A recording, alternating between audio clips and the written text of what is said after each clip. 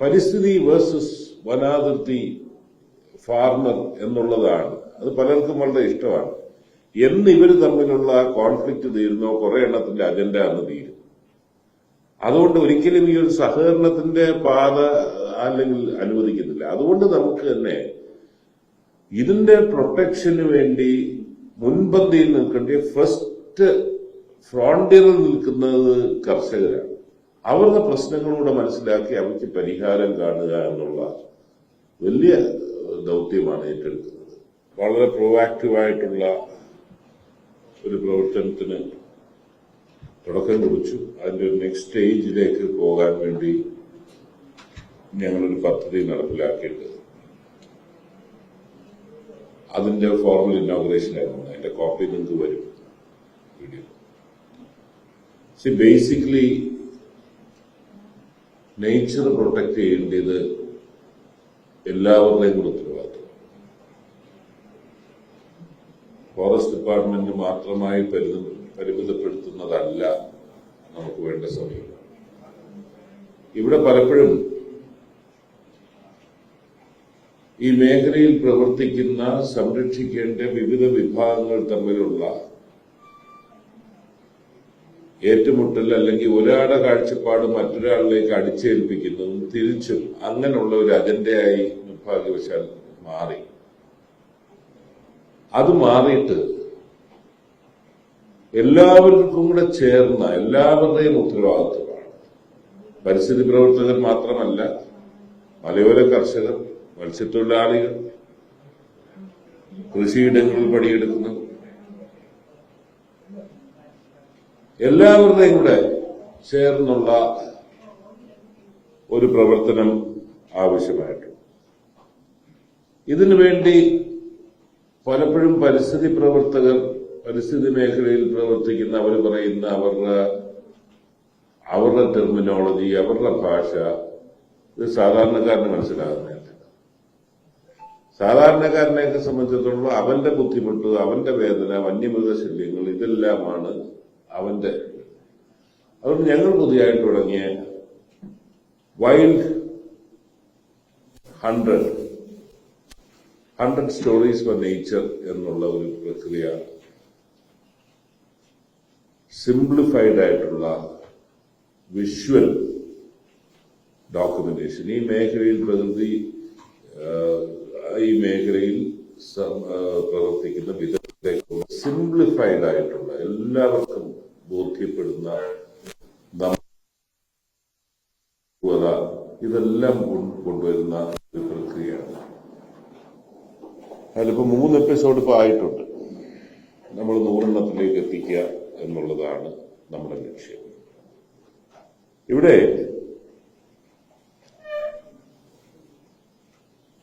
ഈ ഒരു പ്രോസസ്സിന്റെ ഭാഗമായി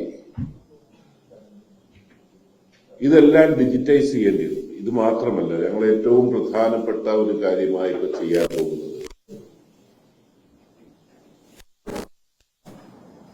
ഗോത്ര വിഭാഗങ്ങളുടെ അറിവ് അത് നഷ്ടപ്പെട്ടുകൊണ്ടിരിക്കുകയാണ്.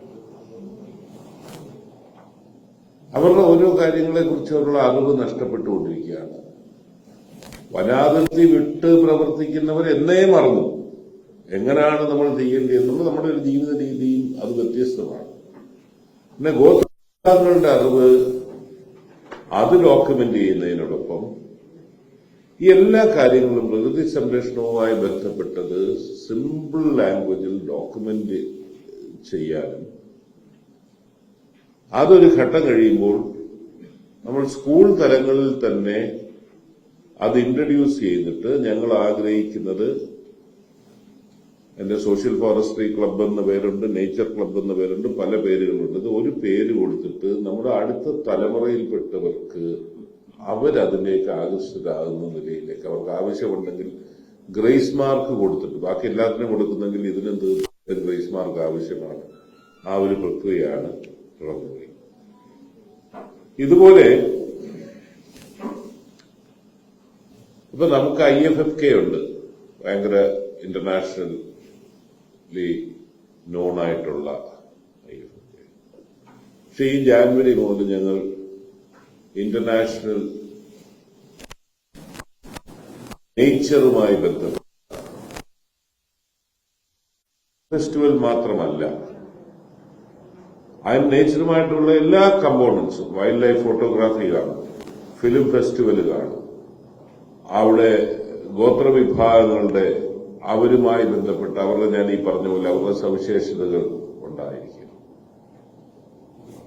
എല്ലാം കവറിംഗ്, എല്ലാ മേഖലയും കവർ ചെയ്ത ഒരാഴ്ചത്തെ പരിപാടിക്ക് ഫോറസ്റ്റ് ഡിപ്പാർട്ട്മെന്റ് രൂപം കൊടുക്കുകയാണ്.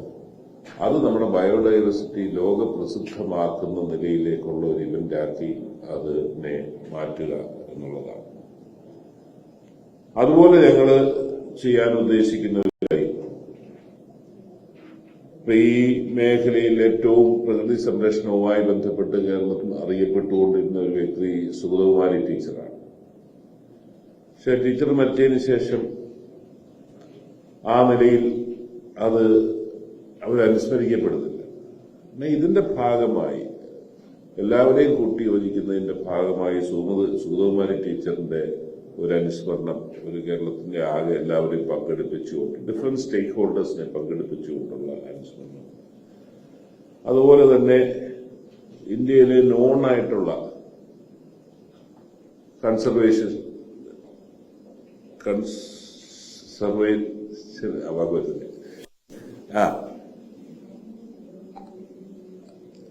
അവരെ പങ്കെടുപ്പിച്ചുകൊണ്ടുള്ള ഒരു പ്രഭാഷണ പരമ്പര, ഇതെല്ലാം ഒരു ഭാഗത്ത് ചെയ്യുമ്പോൾ നമ്മുടെ ഞാൻ പറഞ്ഞല്ലോ, ഈ വനാതിർത്തിയിൽ താമസിക്കുന്നവരെ സംബന്ധിച്ചിടത്തോളം അവർ നേരിടുന്ന ബുദ്ധിമുട്ട്, പരിസ്ഥിതി വേഴ്സസ് വനാതിർത്തി ഫാർമർ എന്നുള്ളതാണ്. അത് പലർക്കും വളരെ ഇഷ്ടമാണ്. എന്ന് ഇവർ തമ്മിലുള്ള കോൺഫ്ലിക്റ്റ് തീരുന്നോ കുറെ എണ്ണത്തിന്റെ അജണ്ട അന്ന് തീരും. അതുകൊണ്ട് ഒരിക്കലും ഈ ഒരു സഹകരണത്തിന്റെ പാത അല്ലെങ്കിൽ അനുവദിക്കുന്നില്ല. അതുകൊണ്ട് നമുക്ക് തന്നെ ഇതിന്റെ പ്രൊട്ടക്ഷന് വേണ്ടി മുൻപന്തിയിൽ നിൽക്കേണ്ട ഫസ്റ്റ് ഫ്രോണ്ടിയറിൽ നിൽക്കുന്നത് കർഷകരാണ്. അവരുടെ പ്രശ്നങ്ങളൂടെ മനസ്സിലാക്കി അവയ്ക്ക് പരിഹാരം കാണുക എന്നുള്ള വലിയ ദൗത്യമാണ് ഏറ്റെടുക്കുന്നത്.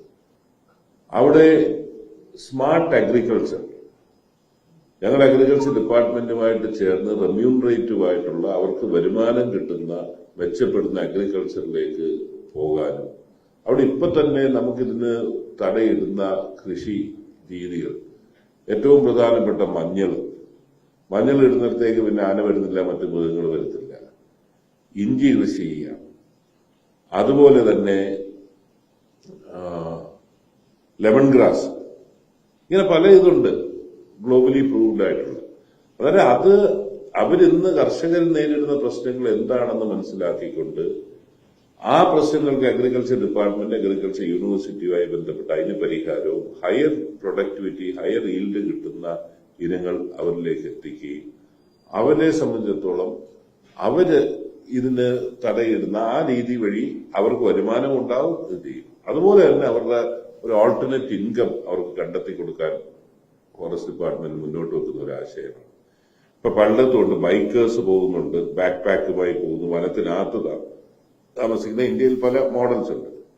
ഞങ്ങളിപ്പോൾ ചെയ്യാൻ ഉദ്ദേശിക്കുന്നത് വനാതിർത്തിയിൽ താമസിക്കുന്ന കർഷകരുടെ വീടുകൾ അവരുമായിട്ട് ചർച്ച ചെയ്ത് വീടുകളിൽ ഇങ്ങനെയുള്ളവർക്ക് വന്ന് താമസിക്കാനുള്ള ഒരു സൗകര്യം ഒരുക്കും.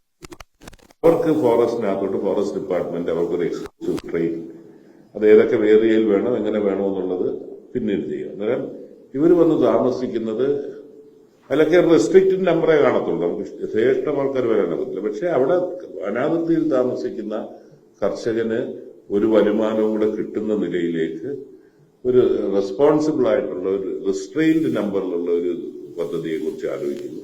അതായത് സമഗ്ര മേഖലയിൽ കൊണ്ടുള്ള ഒരു പദ്ധതിക്കാണ് നമ്മൾ തുടക്കം കുറിക്കാൻ ഉദ്ദേശിക്കുന്നത്. ഇതാണ് നിങ്ങളുടെ മുമ്പിൽ അവതരിപ്പിക്കാനുള്ള ഈ വൈൽഡ് 100. നിങ്ങളത് കണ്ടുനോക്കുക, നിങ്ങൾക്കത് ഇൻഫർമേറ്റീവ് ആകും. വളരെ സിംപ്ലിഫൈഡ് ലാംഗ്വേജിൽ ജനങ്ങളിലേക്ക് എത്തിക്കുന്ന ഒരു പദ്ധതിക്കാണ് തുടക്കം കുറിച്ചിരിക്കുന്നത്.